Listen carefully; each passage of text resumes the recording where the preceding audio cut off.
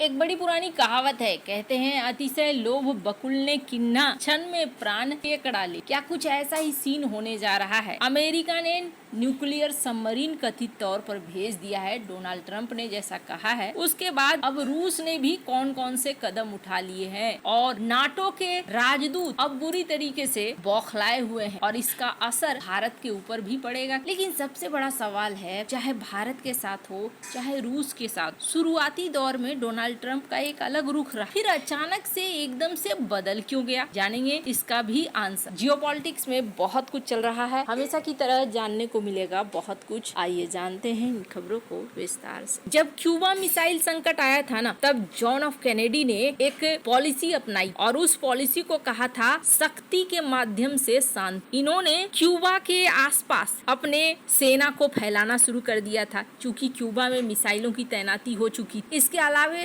रूस के आसपास भी अपनी घेराबंदी को तेज कर दिया। अब डर तो जॉन एफ कैनेडी को लग रहा था कि कहीं रूस हमला न कर दे, लेकिन इन्होंने दोनों तरीके अपनाए कि अगर हमला होगा तो हम लड़े, और इसके लिए इन्होंने रूस को भी घेरना शुरू कर दिया। लेकिन अंदर खाने ये रूसी राष्ट्रपति यानी उस समय के सोवियत संघ के राष्ट्रपति से बातचीत कर रहे थे और बातचीत करके हल निकालने की कोशिश कर रहे थे। आखिरकार हल निकल गया। अब ये सीन शायद डोनाल्ड ट्रंप इस वक्त सोच रहे हैं और इसी क्रम में डोनाल्ड ट्रंप ने, ऐसा लगता है जैसे मेदवेदेव के बात पर आकर उन्होंने गुस्से में या फिर सोची समझी रणनीति के तहत रूस की ओर अपने सबमरीन्स भेज। कहा यह भी जा रहा है कि चूंकि हाल में भूकंप आया था और भूकंप में रूसी सबमरीन कुछ क्षतिग्रस्त हुए, इस वजह से भी अमेरिका को एक मौका मिला है कि चलो भाई हम रूस के ऊपर दबाव बना सकते हैं। हालांकि रूस के तरफ से ये पुष्टि नहीं हुई है, लेकिन कहा जा रहा है कि सैटेलाइट की तस्वीरें बता रही है कि रूस का जो बेस था न्यूक्लियर सबमरीन का, वो तबाह हुआ है, क्योंकि वो थोड़ा क्षतिग्रस्त हुआ है, क्योंकि भूकंप छोटा मोटा नहीं था, 8.8 रिएक्टर का था और ऐसे में क्षति हो सके। अब अमेरिका चाहे जो सोचे और रूस के ऊपर एक दबाव बनाने की रणनीति चले, लेकिन ऐसा नहीं है कि रूस के पास अस्त्र नहीं है। रूस ने भी अब अपने अस्त्रों का इस्तेमाल करना शुरू कर दिया और कहा जा रहा है, रूस की तरफ से एक बड़ा बयान दिया गया है। रूस ने कहा है कि वह ऑर्सेनिक मिसाइलों की तैनाती बेलारूस में कर दे। अब इसी साल इसकी तैनाती हो जाएगी। अब ये मिसाइलें हैं कैसी? इन मिसाइलों के बारे में एक बार साल 2024 में राष्ट्रपति पुतिन ने कहा था कि हमारी ये मिसाइलें पूरी तरीके से तैयार है और हम इन मिसाइलों को कभी भी तैनात कर देंगे। ये मिसाइल 10 मैक यानी कि 12,250 किलोमीटर पर घंटा की गति से यात्रा करती है और 5500 किलोमीटर तक के टारगेट को निशाना बना सकती है, जो जिसका मतलब है यूरोप के अधिकांश हिस्सों को ये कवर कर सकता है। और सैनिक जो RS-26 रूबेज ICBM प्लेटफॉर्म से विकसित है। इसके अलावे इसके पास एक सबसे बड़ी चीज ये है कि उड़ान के दौरान ये दिशा बदलने में सक्षम, जिससे नाटो और अमेरिकी मिसाइल डिफेंस सिस्टम इसे रोक नहीं पाएंगे। ये मिसाइल पारंपरिक और परमाणु वॉरहेड दोनों ले जा सकता है, जो रूस को सामरिक और रणनीतिक लचीलापन प्रदान करता है। बेलारूस में अगर तैनाती होती है तो इसके आसपास पोलैंड, लिथुआनिया, लातविया जैसे नाटो देश है और इसकी तैनाती का मतलब है यूरोप को एक बड़ा टेंशन, और यूरोप को टेंशन होना शुरू भी हो गया है। स्क्रीन पर आप देख रहे हैं एक आर्टिकल। फ्रांस के चीफ ऑफ डिफेंस स्टाफ हैं जनरल थियरी बर्खार्ड। इन्होंने एक चेतावनी दी और इन्होंने कहा है कि अभी अगर हम सोच रहे हैं कि रूस हम पर हमला नहीं करेगा तो तैयार हो जाओ, साल 2030 तक नाटो देश पर पारंपरिक सैन्य हमला करने की स्थिति में। इन्होंने कहा कि यूरोपीय डिफेंस को मजबूत करने की जरूरत है। हमें ये मानना होगा कि 5 साल बाद रूस फिर से नाटो के लिए सैन्य खतरा बन सकता है। ये चेतावनी जर्मन रक्षा मंत्री बोरिस पिस्टोरियस जैसे अन्य अधिकारियों ने भी दिया है कि उन्होंने 2029 तक रूस के संभावित हमले की आशंका भी जताई। नाटो के खुफिया आंकड़ों के अनुसार रूस यूक्रेन में अपनी सैन्य गतिविधियों को तेजी से जारी रख रहा है, साथ ही अपने सैन्य यूनिट का पुनर्गठन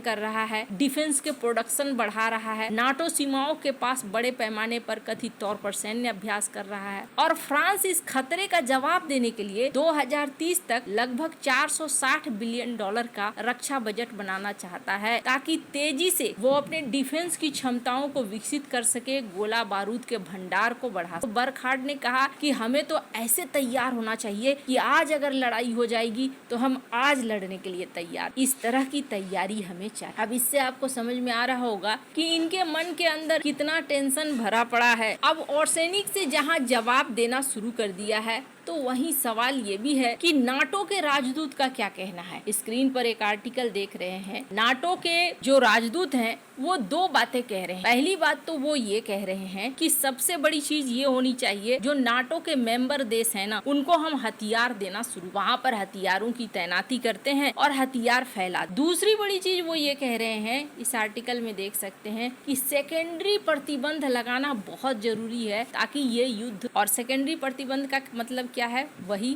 भारत, चाइना और तुर्की के ऊपर प्रेशर डालना कि आप तेल ना खरीदे, कोई भी स्रोत इनका जो पैसे से संबंधित है उनको बंद करना। ये टेंशन ना और भी ज्यादा मामले को गंभीर करेगा। अब आपके मन में सवाल होगा, बहुत सारे लोग ऐसे हैं जिनके मन में सवाल है कि अचानक से डोनाल्ड ट्रंप को क्या हो गया। ये वही डोनाल्ड ट्रंप है जिन्होंने यूक्रेन को नाटो मीटिंग में शामिल नहीं होने दिया था। ये वही डोनाल्ड ट्रंप है जिन्होंने जेलेंस्की को डांट लगाई थी, वो भी व्हाइट हाउस के अंदर। ये वही है जिन्होंने यूक्रेन को मिलिट्री सप्लाई देने से भी रोक दिया। फिर अचानक से ये सब कुछ करने को तैयार क्यों हो गए हैं डोनाल्ड ट्रंप। वहीं भारत की भी बात करें तो भारत के साथ भी सीन ऐसा ही है। शुरू में ये भारत के पक्ष में खड़े रहे, इन्होंने भारत पाकिस्तान युद्ध में दखलंदाजी करने से भी मना कर दिया, ये भी कह दिया कि ये उनका मामला है, ये वर्षों से ये लड़ाई चल रही है। फिर अचानक से अब क्या हो गया है। तो ये जो परिवर्तन आपको दिख रहा है ना, इन सब परिवर्तन के पीछे एक बड़ी चीज है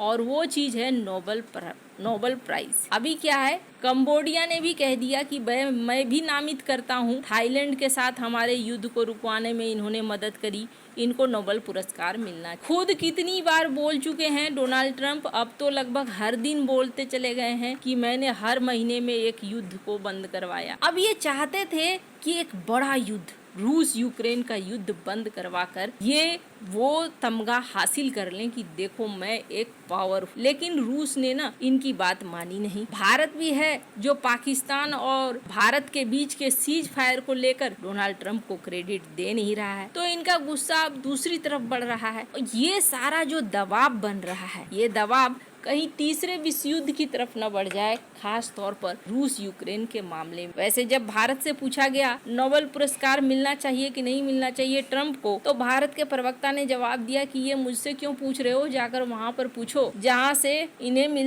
से नोबेल पुरस्कार मिलता है, यानी कि ये सवाल तो अमेरिका में जाकर पूछना चाहिए आप। वैसे आपको क्या लगता है, इन सब मामले में आपकी क्या राय है, कमेंट कर जरूर बताएं। जल्द मिलते हैं अगले वीडियो में नई खबर के साथ।